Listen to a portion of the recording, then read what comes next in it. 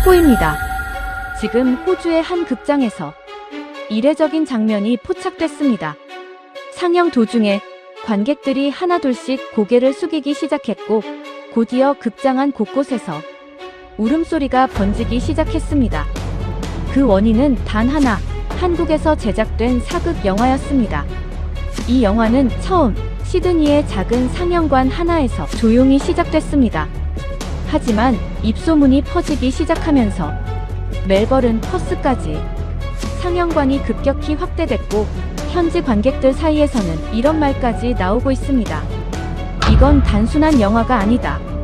자막을 읽으며 눈물을 쏟는 사람들, 상영이 끝난 뒤에도 자리에서 쉽게 일어나지 못하는 관객들, 그리고 그날 극장 안에서 벌어진 믿기 어려운 한 장면까지. 도대체 왜 한국의 사극 한 편이 언어도, 문화도, 역사도 다른 호주 관객들을 이렇게까지 무너뜨린 걸까요? 그리고 그날 극장 안에서 벌어진 믿기 어려운 순간, 지금 바로 시작하겠습니다. 시작에 앞서 좋아요, 구독 눌러주시면 영상 제작에 큰 힘이 됩니다. 안녕하세요. 저는 에밀리 체인버스입니다. 올해 나이는 26살입니다. 이 이야기를 꺼내는 게 아직도 쉽지 않아요. 그날 극장에서 있었던 일이 지금도 가끔 꿈에 나오거든요. 이상한 꿈은 아니에요. 그냥 그 어둠 속에 앉아있는 꿈이에요. 아무것도 이해하지 못한 채로 그냥 앉아있는 꿈. 그런데 이상하게도 그 꿈에서 깨고 나면 무겁기보다 뭔가 단단해진 느낌이 들어요. 그게 뭔지 이 이야기를 끝까지 해야 저도 알 것 같아요. 그날은 목요일 저녁이었어요. 시드니 외곽에 있는 대형 멀티플렉스 극장에 간 날이었죠. 직장 동료인 세라가 요즘 입소문 난 한국 영화래, 같이 볼래? 라고 했고 저는 그냥 그러자고 했어요. 그날 보고 싶던 미국 영화는 이미 매진이었고 한국 영화라면 뭔가 색다른 볼거리라도 있겠지 싶었거든요. 그런데 지금 돌아보면 그 매진이 우연이었는지 아닌지 모르겠어요. 그냥 단순한 선택이었는데 그게 제 안에서 뭔가를 바꿔놓을 줄은 정말 몰랐으니까요. 저는 그때 한국이라는 나라에 대해 아는 게 많지 않았어요. K-팝이라는 게 있다는 건 알았고 드라마가 인기 있다는 것도 알았지만 그게 다였어요. 역사라든가 문화 같은 건 솔직히 생각해 본 적이 없었어요. 아시아 어딘가에 있는 나라, 그 정도였죠. 부끄럽지만 그게 솔직한 당시 제 인식이었어요. 극장 입구에 들어서는 순간 처음으로 뭔가 이상하다는 느낌을 받았어요. 말로 설명하기 조금 어려운 느낌인데 공기가 달랐달까요? 보통 영화관 로비는 시끄러워요. 팝콘 기계 돌아가는 소리, 아이들 떠드는 소리, 친구들끼리 웃는 소리. 그런데 그날 로비는 조용했어요. 비어서 조용한 게 아니라 사람은 꽤 있는데 조용한 거예요. 저는 그게 뭔지 한참 파악하지 못했어요. 세라와 음료를 사면서도 계속 그 공기가 마음에 걸렸어요. 로비 한쪽에 중년 이상의 동양인 관객들이 여럿 모여 있었어요. 나중에 생각해보니 대부분 한국인이었을 거예요. 그분들은 서로 말을 많이 나누지 않았어요. 그냥 조용히 서 있거나 앞을 바라보거나 아니면 함께 온 가족의 손을 잡고 있거나. 뭔가 축제 분위기가 아니라 어딘가 무겁고 단단한 분위기였어요. 마치 오랫동안 기다려온 무언가를 앞에 두고 숨을 고르는 사람들 같았죠. 세라도 눈치챘는지 제 귀에 대고 속삭였어요. 오늘 한국인 분들 많이 오셨나 봐. 저도 그냥 그러네라고 했지만 속으로는 왜 이렇게 분위기가 다들 무겁지 하는 생각을 했어요. 영화 보러 온 건데 왜 다들 저런 표정일까 싶었거든요. 상영관에 들어서도 그 느낌은 사라지지 않았어요. 오히려 더 짙어졌어요. 좌석이 꽤 많이 찼는데도 웅성임이 거의 없었어요. 그 커다란 공간에 수십 명이 앉아 있는데 이상하리만치 조용했죠. 저는 가운데 즈음 자리에 세라와 나란히 앉았어요. 그리고 주변을 한번 둘러봤는데 그때 처음으로 그분을 봤어요. 제 오른쪽 두 자리 건너편에 나이가 많은 한국인 여성분이 앉아 계셨어요. 70대쯤 되셨을까요? 아주 단정하게 차려입으신 분이었어요. 흰 머리카락을 정갈하게 묶으셨고 옷도 차분한 색깔로 곱게 입으셨더라고요. 그분 옆에는 젊은 여성이 앉아 있었어요. 아마 딸이나 며느리쯤 되지 않을까 싶었어요. 그 젊은 분이 나이 드신 분의 손을 꼭 잡고 있었어요. 손등 위에 손을 얹고 살살 쓸어주듯이요. 저는 그게 왜 그렇게 눈에 들어왔는지 모르겠어요. 그냥 시선이 자꾸 그쪽으로 갔어요. 영화가 시작됐어요. 처음 몇 분은 그냥 영화였어요. 오래된 마을 풍경이 나오고 소복을 입은 여인들이 보이고 느린 음악이 흘렀어요. 한글 자막이 화면에 떴고 영어 번역이 밑에 작게 붙어 있었어요. 저는 영어 자막을 읽으면서 차분히 따라가고 있었어요. 분위기는 무거웠지만 그래도 아직까진 그냥 역사극이겠거니 싶었어요. 그런데 한 5분쯤 지났을 때였어요. 제 왼쪽 어딘가에서 작은 소리가 들렸어요. 처음엔 뭔지 몰랐어요. 에어컨 소리인가 했는데 그게 아니었어요. 누군가 울고 있었어요. 아주 조용하게 참으면서 우는 소리였어요. 저는 살짝 그쪽을 봤는데 중년 여성 한 분이 손으로 입을 막고 눈을 닫고 계셨어요. 영화가 시작된 지 5분도 안 됐는데요. 저는 순간 당황했어요. 5분 만에 울 장면이 있었나? 저는 분명 같은 화면을 보고 있었는데 저한테는 그냥 배경 묘사처럼 보였거든요. 뭔가 특별히 슬픈 장면이 있었던 것도 아니었어요. 그냥 마을이 나오고 사람들이 이동하는 장면이 있었을 뿐인데. 그런데 그게 시작이었어요. 10분쯤 지나자 여기저기서 그 소리가 들리기 시작했어요. 조용히 코를 훌쩍이는 소리, 깊게 숨을 들이쉬는 소리, 또 어디선가 낮게 울음을 삼키는 소리. 저는 점점 영화보다 그 소리들에 집중이 됐어요. 이게 뭔가 이상하다 싶었어요. 극장 전체가 이상하게 흘러가고 있었어요. 마치 저만 모르는 무언가를 다들 알고 있는 것처럼요. 그때 화면에 한 장면이 나왔어요. 나이든 어머니가 아이들을 붙잡고 무언가를 당부하는 장면이었어요. 말은 한국어라 저는 알아들을 수 없었지만 자막에는 이렇게 적혀 있었어요. 살아남아야 한다. 무슨 일이 있어도. 그 순간이었어요. 제 오른쪽에 앉아 계시던 그 나이 드신 여성분이 처음으로 소리를 내셨어요. 아주 작고 낮은 소리였는데 그 어두운 극장 안에서 제 귀에 또렷하게 들렸어요. 말이 아니었어요. 그냥 깊은 곳에서 나오는 소리. 옆에 앉은 젊은 분이 그분의 손을 더 꼭 잡았고 두 사람은 한동안 아무 말도 하지 않았어요. 저는 그때 처음으로 몸이 굳는 느낌을 받았어요. 심장이 이상하게 조여드는 느낌이랄까요? 제가 지금 뭘 보고 있는 건지, 이 사람들이 왜 이렇게 우는 건지, 이 영화가 대체 무슨 영화인지 아무것도 알 수 없었어요. 그냥 무언가 엄청난 것의 가장자리에 서 있는 느낌이었어요. 세라가 제 팔을 살짝 건드리며 귓속말을 했어요. 에밀리, 괜찮아? 저는 대답을 못했어요. 무슨 말을 해야 할지 몰랐거든요.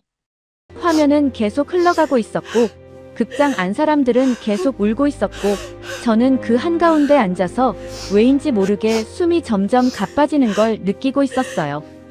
그날 저는 그냥 영화 한 편 보러 온 26살이었어요. 뭔가를 찾으러 온 것도 뭔가를 배우러 온 것도 아니었어요. 그런데 그 어둠 속에 앉아서 저는 처음으로 어떤 나라의 무게 같은 걸 느끼고 있었어요. 설명할 수 없는 무게였어요. 아는 게 없는데도 느껴지는 무게였죠. 그때 화면 속 어떤 인물이 독백처럼 중얼거렸어요. 자막이 천천히 떴어요. 저건 우리 이야기야. 저는 그 문장을 읽고 한참 동안 화면에서 눈을 뗄 수가 없었어요. 그 문장이 화면에서 사라진 뒤에도 머릿속에서는 그 네 글자가 계속 맴돌았어요. 저건 우리 이야기야. 도대체 무슨 의미인지, 왜 그 말이 그렇게 마음에 걸리는지 그때 저는 전혀 알 수 없었어요. 영화는 계속 흘러갔습니다. 저는 억지로 자막에 집중하려고 했어요. 내용을 따라가다 보면 뭔가 이해가 되겠지 싶었거든요. 화면에는 궁궐처럼 보이는 건물이 나왔고 그 안에서 어린 소년이 홀로 서 있었어요. 화려한 옷을 입고 있었는데 이상하게 그 옷이 무거워 보였어요. 치장이 많을수록 오히려 그 아이가 더 작아 보이는 것 같았죠. 자막을 읽으니 그 아이가 왕이라는 걸 알 수 있었어요. 어린 왕이요. 나이가 얼마 되지 않아 보이는 소년이 왕의 자리에 앉아 있었어요. 그 자체는 역사극에서 흔히 볼 수 있는 설정이에요. 저도 처음엔 그렇게 생각했어요. 어린 왕, 권력 다툼, 비극적 운명. 어느 나라 역사에나 있는 이야기 아닌가 싶었죠. 그런데 영화는 그 아이의 눈을 계속 보여줬어요. 장면이 바뀌어도, 인물이 많아져도 카메라는 자꾸 그 아이의 눈으로 돌아왔어요. 말이 없는 눈이었어요. 무언가를 간절히 찾고 있는 것 같으면서도 이미 포기한 것 같기도 한 눈. 저는 그 눈을 보다가 처음으로 화면 속으로 빨려드는 느낌을 받았어요. 그때 극장 안의 울음소리가 조금씩 달라지기 시작했어요. 처음에는 훌쩍이는 수준이었는데 어느 순간부터 깊은 흐느낌으로 바뀌어 있었죠.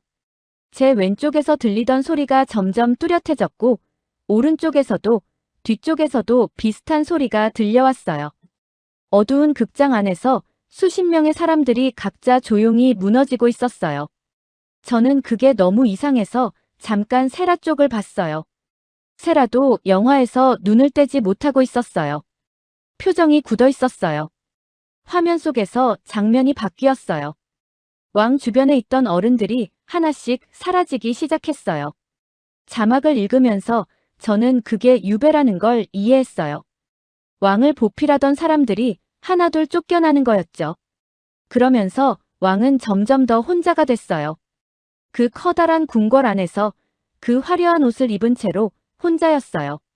저는 그 장면을 보면서 뭔가 이상한 감정이 올라오는 걸 느꼈어요. 슬프다거나 무섭다거나 그런 명확한 감정이 아니었어요. 가슴 어딘가가 조여드는 느낌이었는데 정확히 어디서 오는 감정인지 파악이 안 됐어요. 그때였어요. 제 오른쪽 두 자리 건너에 앉아 계시던 그 나이 드신 여성분이 말씀을 하셨어요. 아주 낮고 조용한 목소리였는데 극장 안이 워낙 조용했던 터라 제 귀에까지 들렸죠. 한국말이었으니 저는 알아들을 수 없었지만 그 말투에서 무언가를 느낄 수 있었어요. 슬픔이라고도 할 수 없고 분노라고도 할 수 없는 그 무언가. 옆에 앉은 젊은 분이 그분의 어깨를 감쌌어요. 두 사람이 화면을 보면서 아주 오래된 무언가를 함께 기억하는 것처럼 보였어요. 저는 그분을 보면서 처음으로 이런 생각을 했어요. 이 영화가 저분에게는 그냥 영화가 아니구나. 그 생각이 드는 순간 화면이 다시 그 어린 왕의 눈으로 돌아왔어요. 이번엔 왕이 울고 있었어요. 소리도 없이요. 눈물이 천천히 흘러내리는데 그 눈은 울면서도 어딘가를 바라보고 있었어요. 허공인지 아니면 이미 없어진 사람들인지. 저는 그 눈을 보다가 갑자기 제가 자라온 환경이 떠올랐어요. 호주에서 왕이라는 존재는 어떤 이미지냐 하면 뭔가 멀고 의례적인 존재예요. 어릴 때 학교에서 영국 왕실 이야기를 배웠는데 그때도 왕은 항상 초상화 속에 있거나 커다란 홀에서 연설하거나 행사장에서 손을 흔드는 존재였어요. 실제로 고통받는 인간이라는 이미지는 없었어요. 화려함, 권위, 거리감. 그게 제가 왕에 대해 가지고 있던 감각의 전부였어요. 왕은 그냥 상징이었어요. 살아있는 인간이 아니라 어떤 제도의 얼굴 같은 것. 그런데 화면 속 저 아이는 달랐어요. 왕이라는 이름이 오히려 저 아이를 더 취약하게 만들고 있었어요. 왕이기 때문에 아무것도 선택할 수 없고, 왕이기 때문에 아무도 솔직하게 대해주지 않고, 왕이기 때문에 오히려 더 철저하게 혼자인 존재. 저는 그 역설이 갑자기 너무 선명하게 이해됐어요. 호주에서 배운 왕의 이미지와 화면 속 이 아이 사이의 거리가 너무 컸어요. 같은 단어인데 전혀 다른 무게였어요. 그 대비가 선명해지는 순간 제 안에서 뭔가가 흔들렸어요. 왜 아무도 저 아이를 지켜주지 않는 거지? 그 생각이 떠오르는 순간 저는 깜짝 놀랐어요. 제가 그런 감정을 느낄 줄 몰랐거든요. 영화 속 인물에게, 그것도 수백 년 전, 낯선 나라의 왕에게 이렇게 강하게 마음이 가는 경험을 해본 적이 없었어요.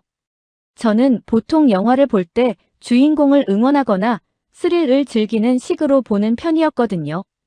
이런 식으로 가슴이 조여드는 건 처음이었어요. 세라가 팔꿈치로 제 팔을 살짝 건드렸어요. 고개를 돌리니까 세라가 눈이 빨개져 있었어요. 나 왜 이러지라고 세라가 작게 중얼거렸어요. 저는 아무 말도 못했어요. 왜냐하면 저도 똑같이 느끼고 있었으니까요. 극장 안의 울음소리는 그 사이 더 커져 있었어요. 더 이상 감추려는 소리가 아니었어요. 여기저기서 깊게 숨을 들이쉬는 소리, 조용히 흐느끼는 소리, 간간히 낮게 새어나오는 탄식 같은 소리. 저는 그 소리들이 파도처럼 밀려오는 느낌을 받았어요. 그 소리 하나하나가 이 영화에 담긴 무언가를 알고 있는 사람들의 소리라는 걸 그때는 막연하게만 알고 있었어요. 화면이 다시 전환됐어요. 왕이 홀로 앉아있는 방 안으로 빗소리가 들어오는 장면이었어요. 빗소리가 정말 크게 울렸어요. 극장 음향이 좋아서였는지 아니면 그때 제 감각이 예민해져 있었던 건지. 빗소리가 그냥 빗소리가 아니라 무언가가 쏟아지는 소리처럼 들렸어요. 그 빗소리 속에서 왕이 입을 열었어요. 자막이 나왔는데 저는 그 문장을 읽고 멈칫했어요. 내가 왕이 아니었다면 누군가 나를 지켜줬을까? 그 순간 제 오른쪽에서 참아왔던 울음이 터지는 소리가 들렸어요. 그 나이 드신 여성분이었어요. 오래 참아온 소리였어요. 그분은 손으로 입을 막았지만 어깨가 흔들렸고 옆에 앉은 젊은 분이 그분을 꼭 끌어안았어요. 두 사람은 말이 없었어요. 그냥 그렇게 안겨서 같이 흔들렸어요. 저는 그 모습을 보면서 눈 안에서 무언가 뜨거운 게 차오르는 걸 느꼈어요. 흘리진 않았어요. 흘리고 싶지 않았다기보다 아직 이 감정이 뭔지 제가 이해하지 못했기 때문에 그냥 멍하니 그 뜨거움을 느끼고 있었어요. 화면은 계속 흘러갔어요. 그런데 그 뒤로 제가 무슨 장면을 봤는지 솔직히 잘 기억이 나지 않아요. 제 안에서 뭔가가 무너지려고 하고 있었고 저는 그걸 붙잡고 있었어요. 왜 붙잡으려 했는지도 모르겠어요. 그냥 지금 흘려보내면 안 될 것 같다는 느낌이 들었어요. 화면 속에서 왕이 사라지기 시작했어요. 장면 밖으로 밀려나는 것처럼요. 궁궐 안에서 점점 더 외딴 곳으로 이동했고 그를 부르는 사람은 없었어요. 그 끝에 어떤 장면이 나왔는데 저는 그걸 보다가 숨을 참고 있다는 걸 깨달았어요. 얼마나 오래 숨을 참고 있었는지 모르겠어요. 그저 화면을 보면서 무언가 엄청난 것이 바로 다음에 나올 것 같아서 저는 숨도 못 쉬고 앉아 있었어요. 숨을 참고 있다는 걸 깨달은 건 화면 속에서 왕이 처음으로 소리를 내어 울기 시작한 순간이었어요. 그 울음이 그렇게 작을 줄 몰랐어요. 왕이니까 무너지는 장면이라면 뭔가 크고 극적일 거라 생각했었죠. 그런데 그 아이는 그냥 조용히 울었어요. 무릎을 꿇은 채로 바닥을 향해 고개를 숙인 채로 어깨가 천천히 흔들렸어요. 소리도 거의 없었어요. 그냥 그 떨리는 등이 전부였는데 그게 오히려 더 참을 수 없었어요. 저는 그 순간 숨을 내쉬었어요. 참고 있던 숨을 내쉬면서 눈 안에 고여있던 게 흘러내렸어요. 제가 울고 있다는 걸 인식한 건 볼 위에서 뭔가 차가운 걸 느끼고 나서였어요. 손으로 닦으려고 했는데 닦이질 않았어요. 닦는 속도보다 흘러내리는 속도가 더 빨랐거든요. 이상했어요.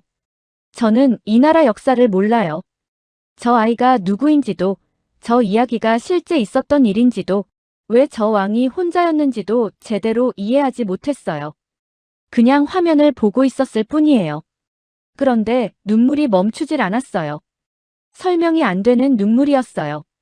이해가 없어도 마음이 먼저 가는 그런 종류의 눈물이었죠. 그때 극장 안의 공기가 완전히 달라졌어요. 어떻게 설명해야 할까요? 그전까지는 여기저기서 울음소리가 들리긴 했지만 각자가 각자의 자리에서 참으면서 내는 소리였어요. 조심스럽고 조용하고 어딘가 단단히 억누른 소리. 그런데 왕이 무릎을 꿇은 그 장면에서 뭔가가 동시에 무너진 것 같았어요. 제 왼쪽에서 먼저였어요. 누군가 더 이상 참지 못하고 오열하기 시작했어요. 낮게 시작했다가 금방 높아졌어요. 손으로 막으려 해도 막아지지 않는 소리였어요. 그 소리가 터지자 극장 전체에서 균형이 무너지는 게 느껴졌어요. 마치 한 사람이 먼저 둑을 건드린 것처럼 그 다음부터는 연쇄적이었어요. 오른쪽에서, 뒤쪽에서, 앞쪽에서 소리들이 하나씩 열렸어요. 각자가 참아왔던 것들이 한꺼번에 터지는 것 같았죠. 어떤 소리는 낮고 무거웠고 어떤 소리는 높고 가늘었어요. 어떤 사람은 흐느꼈고 어떤 사람은 숨을 들이켜면서 울었어요. 저는 그 소리들 한가운데에 앉아 있었어요.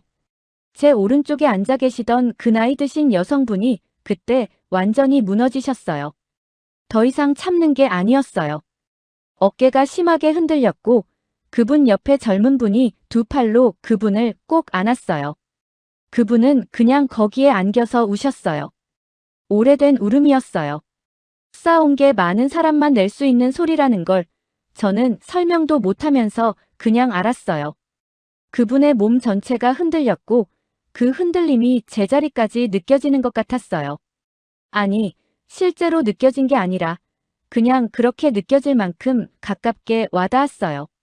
저는 그분을 보면서 처음으로 이런 감각이 들었어요. 이건 단순한 영화가 아니다. 이건 누군가의 실제 기억이다. 그 생각이 드는 순간 가슴 안에서 뭔가가 세게 내려앉았어요. 그전까지 느꼈던 슬픔이나 감정이입과는 다른 무게였어요. 이 극장 안에 있는 사람들이 화면 속 이야기를 그냥 이야기로 보고 있는 게 아니라는 걸 깨달은 거예요. 저 사람들 중 누군가는 저 이야기의 어딘가에 자기 가족이 있고 자기 할머니가 있고 자기 나라가 있는 거였어요. 그게 느껴지는 순간 제가 그 공간 안에서 얼마나 아무것도 모르는 사람이었는지가 갑자기 선명해졌어요. 저는 한참 동안 아무 생각도 할 수 없었어요. 화면은 멈추지 않았어요. 왕 곁에 끝까지 남아있던 한 인물이 나왔어요. 나이든 신하였는데 자막을 통해 그가 왕을 지키기 위해 혼자 남은 사람이라는 걸 알 수 있었어요. 다른 사람들이 다 떠나고 다 쫓겨나고 그래도 그 자리를 지킨 사람이었죠. 그 인물이 왕 앞에 무릎을 꿇고 무언가를 말하는 장면이 나왔어요. 목소리가 낮고 떨렸어요. 자막에 이렇게 적혔어요. 전하, 소인이 먼저 가겠습니다. 그 말의 의미를 이해하는데 1초도 걸리지 않았어요. 저는 그 문장을 읽으면서 손이 의자 팔걸이를 꽉 잡는 걸 느꼈어요. 화면 속에서 왕이 고개를 들었어요. 눈물이 얼굴에 말라 있었어요. 왕은 그 신하를 보면서 아무 말도 하지 못했어요. 그냥 바라만 봤어요. 그 눈빛이 어떤 눈빛이었는지는 지금도 정확하게 말로 옮길 수 없어요. 그 장면에서 극장 안이 한 번 더 무너졌어요. 이번엔 소리가 아니라 정적이었어요. 오열하던 사람들이 갑자기 조용해졌어요. 숨을 멈추는 것 같았어요. 그 정적이 오히려 더 무서웠어요. 울음보다 무거운 침묵이었어요. 수십 명이 같은 장면을 보면서 같은 타이밍에 숨을 참는 게 저한테는 거의 공포에 가깝게 느껴졌어요. 세라가 제 손을 잡았어요. 저는 그 손을 뿌리치지 않았어요. 잡히는 게 고마웠거든요. 저도 지금 이 공간에 혼자 있는 게 아니라는 걸 확인하고 싶었나 봐요. 화면에서 그 신하가 떠났어요. 왕은 혼자 남았어요. 완전히 혼자였어요. 넓은 궁궐 안에, 아무도 없는 공간 안에, 어린 왕 하나. 그 장면이 얼마나 길게 이어졌는지 모르겠어요. 시간 감각이 없어졌어요. 그냥 그 화면이 계속 거기 있는 것 같았어요. 저는 그때 이상한 분노가 올라오는 걸 느꼈어요. 누군가에게 화가 난다기보다 그냥 이 상황 전체에 대한 분노였어요. 왜 저 아이는 저렇게 혼자여야 했는가? 왜 왕이라는 이름이 저 아이에게는 보호가 아니라 고립이었는가? 왜 아무도 저 아이를 지켜주지 못했는가? 그 질문들이 한꺼번에 밀려왔어요. 그리고 그 다음 장면에서 저는 완전히 무너졌어요. 왕이 방 안에 혼자 앉아 있었어요. 그 아이 앞에 작은 밥상이 놓여 있었어요. 밥 한 공기, 국 하나. 왕의 밥상이라기엔 너무 소박했어요. 아니, 소박한 게 문제가 아니었어요. 아무도 없었어요. 밥을 차려놓은 사람도, 곁에 앉아있는 사람도, 왕이 먹는 것을 지켜보는 사람도. 그냥 혼자였어요. 왕이 숟가락을 들었다가 내려놨어요. 그 동작 하나에 저는 더 이상 참지 못했어요. 눈물이 아니라 숨이 먼저 터졌어요. 저는 손으로 입을 막았고 세라가 제 어깨를 감쌌어요. 그 순간 제가 고개를 들었는데 놀라운 광경이 보였어요. 호주 관객들도 무너지고 있었어요. 제 앞쪽에 앉아있던 중년 여성, 처음 들어올 때 친구랑 웃으며 얘기하던 분이었는데 그분이 고개를 숙이고 어깨를 들썩이고 있었어요. 그 옆에 앉은 분도 눈을 손으로 가리고 있었고요. 저 왼쪽 뒤편에서는 남성 관객 한 분이 팔꿈치를 무릎에 짚고 고개를 떨구고 있었어요. 한국어를 모르는 사람들이었어요. 역사를 모르는 사람들이었어요. 그런데 다들 울고 있었어요. 저는 그게 너무 이상하고 너무 강렬해서 잠깐 멍해졌어요. 문화도 다르고 역사도 다르고 언어도 다른 사람들이 같은 화면을 보면서 같이 무너지고 있었어요. 그 왕이 밥상 앞에서 숟가락을 내려놓는 그 작은 동작 하나가 이 극장 안에 있는 모든 사람을 같은 자리로 데려간 거였어요. 설명이 필요 없었어요. 번역도 필요 없었어요. 그냥 그 장면 하나로 충분했어요. 화면에서 빛이 천천히 줄어들기 시작했어요. 장면이 어두워지는 건지, 영화가 끝으로 향하는 건지, 그때는 알 수 없었어요. 다만 그 어둠이 점점 짙어지면서 극장 안의 소리들도 조금씩 잦아들었어요. 울음소리가 사라진 게 아니었어요. 다들 그 어둠을 바라보면서 다음에 뭐가 나올지 기다리는 것처럼 숨을 멈추고 있었어요. 불이 켜졌어요. 상영이 끝났어요. 저는 일어나지 못했어요. 일어나야 한다는 걸 알았는데 몸이 움직이질 않았어요. 주변을 보니 다른 사람들도 마찬가지였어요. 아무도 자리에서 일어나지 않았어요. 가방을 짚는 사람도 없었고 핸드폰을 꺼내는 사람도 없었어요. 그냥 다들 거기 앉아서 환해진 공간 안에서 각자 자기 안에 무언가를 붙잡고 있었어요. 그 나이 드신 여성분이 눈에 들어왔어요. 눈이 많이 부어 있었어요. 젊은 분이 아직도 그분의 손을 잡고 있었어요. 두 분은 아무 말도 하지 않았어요. 저는 그 모습을 보면서 뭔가를 물어봐야 한다는 생각이 들었어요. 이 영화가 무슨 영화인지, 저분이 왜 저렇게 우셨는지, 이 사람들이 무엇을 알고 있는지. 그 생각이 드는 순간 저는 그분과 눈이 마주쳤어요. 그분은 저를 보고 있었어요. 그 눈 속에 무언가가 있었는데 저는 그게 뭔지 아직도 정확하게 말할 수가 없어요. 슬픔인지 자부심인지 아니면 그 둘이 섞인 무언가인지. 다만 그 눈을 보는 순간 제 가슴 안에 있던 무언가가 더 깊은 곳으로 내려가는 느낌이 들었어요. 아직 끝나지 않았다는 걸 저는 그때 알았어요. 그분과 눈이 마주친 채로 얼마나 시간이 흘렀는지 모르겠어요. 극장 안은 환해졌는데 아무도 움직이지 않았어요. 보통 영화가 끝나면 사람들이 자리에서 일어나고 가방을 들고 서로 한마디씩 하면서 흩어지잖아요. 그런데 그날은 달랐어요. 불이 켜지고 나서도 그 공간 안에 있던 모든 사람이 그냥 앉아 있었어요. 아무도 먼저 움직이려 하지 않았어요. 마치 일어서는 순간 뭔가가 깨질 것 같다는 걸 다들 알고 있는 것처럼요. 들리는 소리라고는 가느다란 흐느낌과 코를 훌쩍이는 소리, 그리고 아주 조용한 숨소리 뿐이었어요. 그 커다란 상영관이 그 소리들로 가득 찼어요. 크지 않은 소리인데 전부 들렸어요. 극장 안이 그만큼 고요했거든요. 엔딩 크레딧이 올라가고 있었는데 아무도 그걸 보고 있지 않은 것 같았어요. 다들 자기 안 어딘가를 보고 있었어요. 세라는 제 손을 아직 잡고 있었어요. 저도 놓지 않았어요. 무슨 말을 해야 할지 몰랐어요. 영화 봤어. 어떻게 생각해? 밥 먹으러 갈까? 아무 말도 어울리지 않았어요. 그냥 그렇게 앉아 있었어요. 그 침묵이 불편하지 않았어요. 오히려 지금 이 자리에서 말을 꺼내는 게 더 이상할 것 같았어요. 한참 후에 앞쪽에서 처음으로 누군가 일어났어요. 중년 남성이었는데 천천히 일어나서 천천히 통로 쪽으로 걸어갔어요. 걸음이 무거웠어요. 걷는 사람의 몸 전체가 무언가를 안고 있는 것처럼 보였어요. 그분이 지나가면서 안경을 벗어 눈을 닦았어요. 그 동작이 너무 조용하고 자연스러워서 오히려 더 마음에 걸렸어요. 서두르지 않는 그 걸음이 이 영화가 그분에게 어떤 무게였는지를 말해주는 것 같았거든요. 그 뒤로 하나씩 천천히 사람들이 일어나기 시작했어요. 다들 비슷했어요. 서두르지 않았어요. 빠르게 나가려는 사람이 없었어요.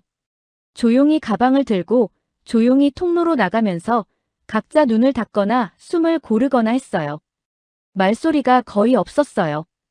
영화 얘기를 하는 사람도 다음 계획을 이야기하는 사람도 없었어요. 그냥 나갔어요. 천천히 조용히. 마치 어딘가 신성한 공간에서 나오는 것처럼요. 저는 그 모습을 보면서 뭔가가 조금씩 자리를 잡는 느낌이 들었어요. 혼란스럽고 무너진 채로 있던 감정들이 아직 정리되진 않았지만 어딘가로 흘러가는 느낌이랄까요? 슬픔이 슬픔으로 가고 분노가 분노로 가고 아직 이름 붙이지 못한 감정들은 그냥 그 자리에 남아있는 것 같았어요. 세라가 먼저 일어섰어요. 저를 내려다보면서 손을 내밀었어요. 저는 그 손을 잡고 일어났어요. 다리가 좀 떨렸어요. 그게 감정 때문인지 오래 앉아 있어서인지 구분이 되지 않았어요. 통로를 걷다가 저는 자연스럽게 오른쪽을 봤어요. 그 나이 드신 여성분이 아직 자리에 앉아 계셨어요. 옆에 젊은 분이 그분 곁에서 기다리고 있었고요.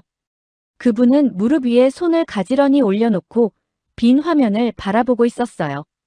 영화는 끝났는데 그분의 눈은 아직 거기 있었어요. 화면이 아니라 그 너머를 보고 있는 것 같았어요. 아주 먼 곳을, 아주 오래된 시간을 바라보는 눈이었어요. 저는 걸음을 멈췄어요. 무슨 말을 해야 할지 몰랐어요. 아니, 말이 필요한지조차 몰랐어요. 그냥 그분 앞에 서 있었어요. 그러자 그분이 천천히 고개를 돌려서 저를 봤어요. 그 눈이 그전과 달랐어요. 3부에서 봤던 그 눈, 슬픔과 자부심이 섞여 있던 그 눈과는 조금 달랐어요. 뭔가 가라앉아 있었어요. 오래된 것들이 제자리를 찾은 것 같은 눈이었어요. 폭풍이 지나간 뒤의 바다처럼 여전히 깊지만 더 이상 출렁이지 않는 눈이었죠. 그분이 짧게 무언가를 말씀하셨어요. 한국말이었어요. 저는 알아들을 수 없었죠. 옆에 젊은 분이 저를 보더니 조용히 통역해줬어요. 기억해줘서 고마워요. 저는 그 말을 듣고 한동안 아무것도 할 수가 없었어요. 고맙다고 하셨어요. 저한테.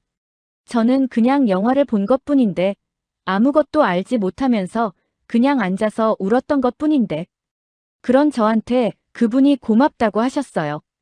그 말의 무게가 얼마나 컸는지 저는 그 자리에서 한동안 서 있을 수밖에 없었어요.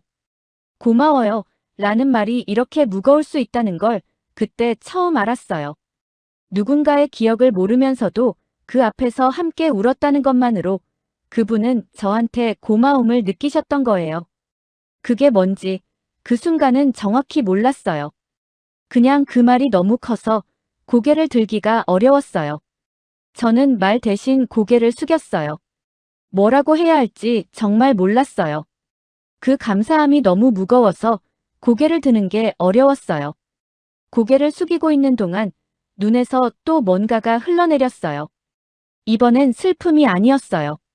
뭔지 모를 감정이었는데 부끄럽지 않은 눈물이었어요. 통로를 걸어 나오면서 세라가 제 귀에 속삭였어요. 에밀리, 그분이 한국 전쟁 때 피난 갔던 분 아닐까? 저는 대답하지 않았어요. 맞는지 틀리는지 보다 그 말이 왜 그렇게 자연스럽게 들렸는지가 더 마음에 걸렸어요. 그분의 눈이 그만큼 많은 걸 담고 있었으니까요. 설명하지 않아도 느껴지는 것들이 있어요. 그날 저는 그걸 처음으로 알았어요. 로비로 나오자 바깥 공기가 달랐어요. 아니, 공기가 달라진 게 아니라 제가 달라진 거겠죠. 똑같은 공간인데 들어올 때와 나올 때가 이렇게 다를 수 있다는 게 낯설었어요. 들어올 때 저는 그냥 영화 보러 온 26살이었어요. 나올 때 저는 아직 정확히 뭔지는 모르지만 분명히 뭔가를 더 가지고 나오는 사람이 됐어요. 로비에서 다른 관객들의 얼굴을 봤어요. 한국인 분들도 있었고 저처럼 다른 나라 분들도 있었어요. 다들 표정이 비슷했어요. 아직 감정 안에 있는 표정이었어요. 서로 말을 많이 하지 않았어요.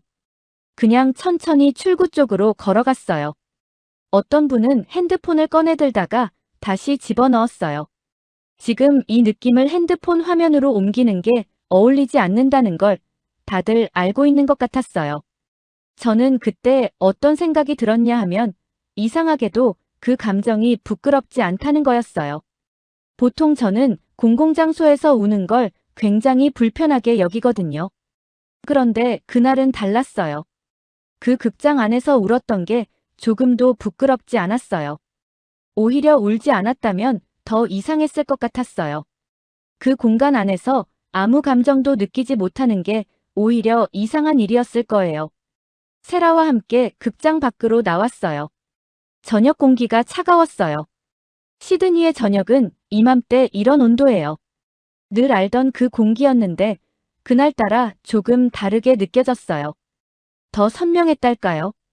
아니면 제 감각이 아직 예민하게 열려 있어서였을 수도 있어요. 세라가 먼저 입을 열었어요. 나 한국 역사 공부해야 할 것 같아.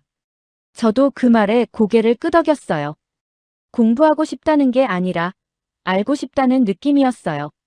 그 영화 속에서 제가 본 것들이 어디서 온 건지, 그 어린 왕이 실제로 누구였는지, 저 노인분이 기억하고 계신 게 무엇인지 그냥 알고 싶었어요. 의무감이 아니라 진심으로요. 그날 밤 집에 돌아와서 저는 한참 동안 아무것도 하지 않았어요. 소파에 앉아서 그냥 천장을 보고 있었어요. 머릿속에서 장면들이 계속 떠올랐어요. 왕이 혼자 밥상 앞에 앉아있던 장면, 신하가 먼저 가겠다고 했던 장면, 그 나이 드신 분의 어깨가 흔들리던 장면, 그리고 마지막으로 눈이 마주쳤던 그 순간. 기억해줘서 고마워요 라는 그 말. 어느 순간 제가 혼자 중얼거렸어요. 소리내어 한 말인지 그냥 마음속으로 한 말인지 모르겠어요. 역사는 모르지만 그 아이를 안아주고 싶었어. 그 말이 나오고 나서야 비로소 눈물이 다시 났어요. 극장에서 울었던 것과는 다른 눈물이었어요. 조용하고 차분한 눈물이었어요. 뭔가를 이해해서가 아니라 이해하지 못해도 마음이 닿을 수 있다는 걸 알게 된 것 같은 그런 눈물이요. 저는 그날 전까지 한국이라는 나라를 한 번도 깊이 생각해 본 적이 없었어요. K-팝이 유행한다는 것, 음식이 맵다는 것, 아시아 어딘가에 있다는 것. 그게 전부였어요. 그런데 그 2시간 남짓한 시간 동안 저는 처음으로 그 나라가 얼마나 긴 시간을 살아온 나라인지를 느꼈어요. 설명이 아니라 감각으로요. 그 감각은 어떤 교과서도 줄 수 없는 것이었어요. 그냥 그 어둠 속에 앉아서 모르는 채로 함께 울었기 때문에 생긴 감각이었어요. 그 감각은 그 뒤로도 오래 남았어요. 한 달이 지나도 2달이 지나도 그 극장 안의 공기가 기억났어요. 수십 명의 사람들이 같은 화면을 보면서 같이 무너졌던 그 고요함이요. 문화도 언어도 역사도 달랐던 사람들의 울음이 하나로 섞였던 그 순간이요. 그건 영화가 만들어낸 감동이 아니었어요. 그 나라가 수백 년 동안 쌓아온 무언가가 2시간짜리 화면 안에 담겨서 아무것도 모르는 26살 호주 여자의 가슴에까지 닿은 거였어요. 그날 이후 저는 한국을 다시 보게 되었습니다. 그건 영화가 아니라 누군가의 삶이었으니까요.